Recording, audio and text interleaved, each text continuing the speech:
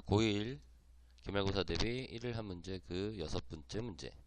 첫째 항부터 n항까지 합 sn이 3 곱하기 2의 n 플러스 1 더하기 4k인 수열 an이 첫 번째 항부터 등비 수열을 이룬다. 우선은 첫 번째 항부터 등비 수열을 이룬다.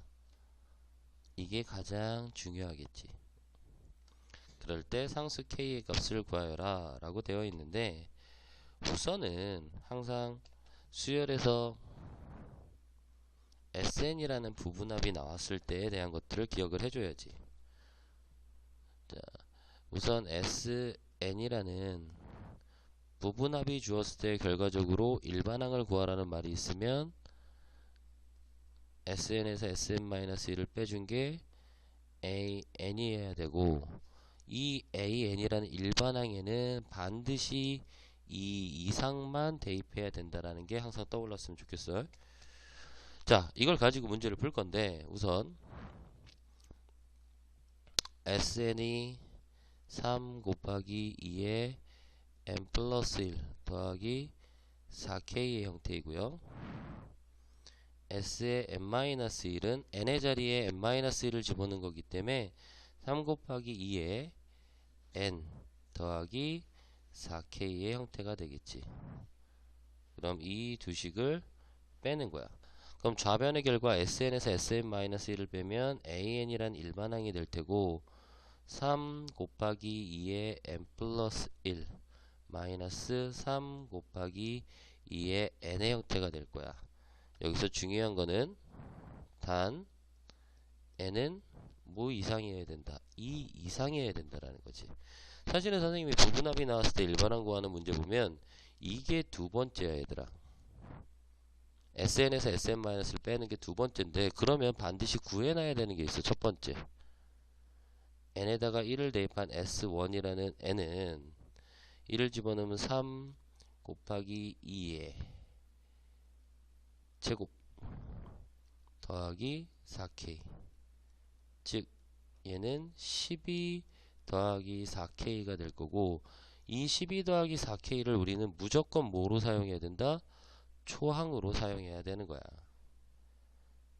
이렇게 해놓은 상황에서 우리가 원하는 거는 첫 번째 항부터 등비 수열을 이루어야 하기 때문에 여기에 있는 S1이라는 초항과 이 AN은 단 n이 2 이상부터 집어넣어야 되는데, 첫 번째 항부터 등비 수열을 이룬다고 했기 때문에 여기에다 1을 집어넣은 A1, 여기에다가 1을 집어넣은 A1이라는 값하고 여기에 있는 S1이 같을 때만 우리는 첫 번째 항부터 등비 수열을 이룬다 라고 할 수 있는 거야. 자, 우선은 그거 같다고 문제 풀기 전에 이 정리하는 법에 대해서 얘기를 할게. 뭘 정리하느냐, 3 곱하기 2의 n 플러스 1과 마이너스 3 곱하기 2의 n이라는 걸 정리하는 방법이야. 지금 거듭 제곱꼴인데 연산기호가 마이너스라고 하는 건 우리는 지수법칙을 사용 못하고 동류항 계산을 해줘야 돼. 동류항이란 밑과 지수가 같은 항을 얘기하는 거고, 동류항 계산은 계수끼리 한다는 얘기야. 지금 보면 2의 n 플러스 1과 2의 n제곱은 밑은 같지만 지수는 다르단 말이지. 그래서 이 형태를 3 곱하기 2의 n 곱하기 2의 1승 마이너스 3 곱하기 2의 n이 되는 거야. 즉 2의 n 플러스 1제곱이라는 애를 2의 n 곱하기 2의 1승으로 표현할 줄 알아야 돼. 이걸 선생님은 지수법칙 거꾸로라고 얘기하거든. 지수법칙은 반대인 경우도 알아야 되지만, 이렇게 되는 것도 알지만 이렇게 거꾸로 구하는 게 가장 중요한 거야 얘들아. 이 부분 이렇게 거꾸로 표현할 수 있다라는 거에 더 중요합니다.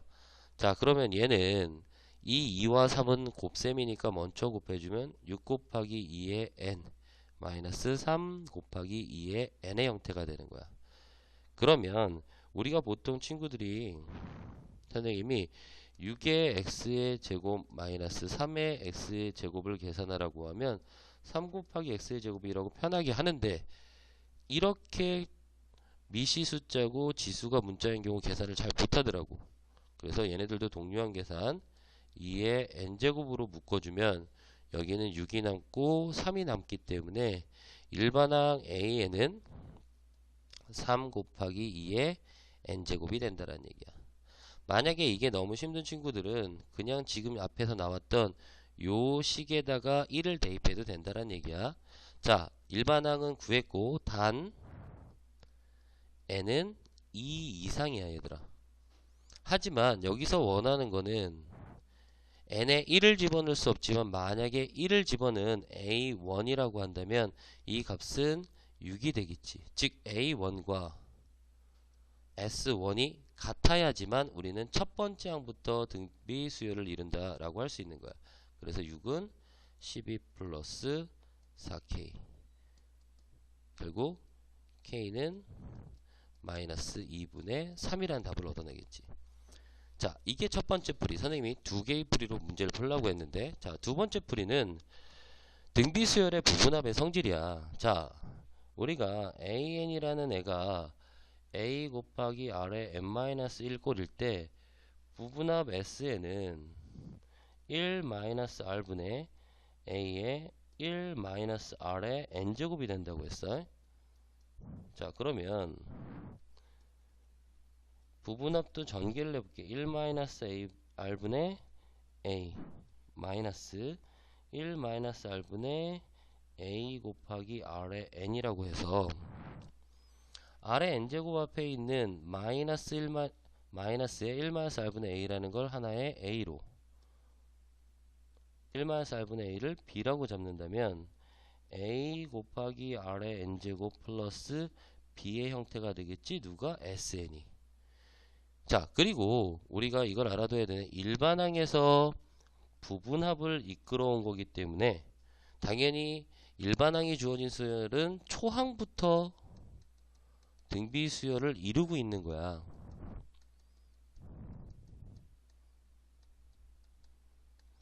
합이 주어지고 일반항을 구할 땐 반드시 초항부터 등비 수열을 이루는 건 아니지만, 일반항이 주어지고 합을 구하는 문제는 당연히 일반항 중에 첫 번째 항부터 수열을 이루지 않는 그런 수열은 없는 거지. 그치?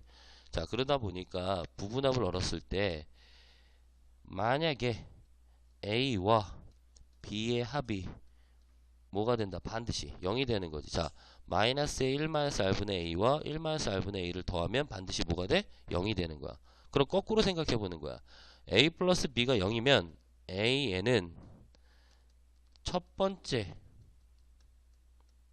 부터 뭐를 이룬다? 그렇지. 등비 수열을 이룬다라는 게 머릿속에 있으면 좋겠다는 얘기야, 선생님 얘기는. 그래서 지금 주어진 SN이 3 곱하기 2의 n 플러스 1 더하기 4k 꼴이지. 자, 이 두 개를 비교했을 때 a 곱하기 r의 n 플러스 b 꼴이 아니잖아. 누구 때문에? 그렇지. 지수에 있는 1 때문이야. 그럼 얘는 3 곱하기 2의 n 곱하기 2 더하기 4k이고, 이 결과는 6 곱하기 2의 n 더하기 4k가 되는 거지. 앞에 있는 6이 바로 a의 역할을 할 거고요. 뒤에 있는 4k가 b란 역할을 한다면, 자, 이 부분합이 첫 번째 항부터 등비 수열을 이룰 조건은 6 플러스 4k, 즉 a 플러스 b가 뭐가 돼야 된다? 0이어야 된다. k는 마이너스 2분의 3이 되겠지. 이렇게 두 가지 방법. 자, 오른쪽에 있는 형태는 선생님이 설명하느라고 오래 걸렸지만 실질적으로는 첫 번째 항부터 등비 수열을 이룬다는 조건이 있을 때는 이 형태를 써주는 게 어떻다? 훨씬 빠르다라는 겁니다.